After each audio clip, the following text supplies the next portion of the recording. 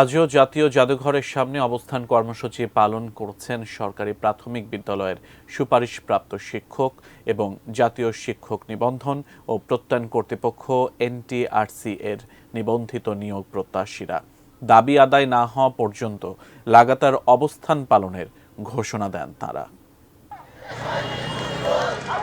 দাবি আদায়ে কয়েকদিন ধরে শাহবাগে অবস্থান নিয়ে আন্দোলন করছেন সরকারি প্রাথমিক বিদ্যালয়ের সুপারিশপ্রাপ্ত শিক্ষক এবং এনটিআরসি নিবন্ধিত নিয়োগ প্রত্যাশীরা।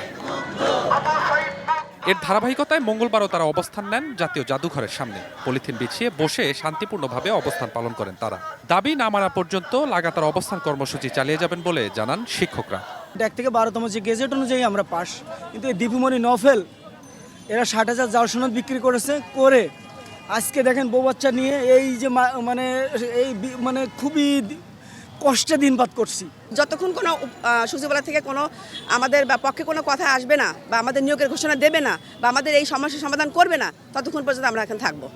অন্যদিকে চাকরিতে নিয়োগের দাবিতে একই জায়গায় আন্দোলন করছেন সরকারি প্রাথমিক বিদ্যালয়ের সুপারিশপ্রাপ্ত শিক্ষকরা। তারা বলেন, নিয়োগ বাতিল করে যে রায় দেওয়া হয়েছে সেটি বৈষম্যমূলক। শিয়া বাটার ও ভিটামিন ই সমৃদ্ধ lily glam beauty soap. Lily, always beautiful. আমরা এভাবে অবস্থান করব। নির্দিষ্ট কোনো অবস্থানের স্থান এখনো নির্ধারণ করা হয় নাই। আমরা সারা বাংলাদেশে ঢাকা শহরে যেখানে সেখানে অবস্থান করব।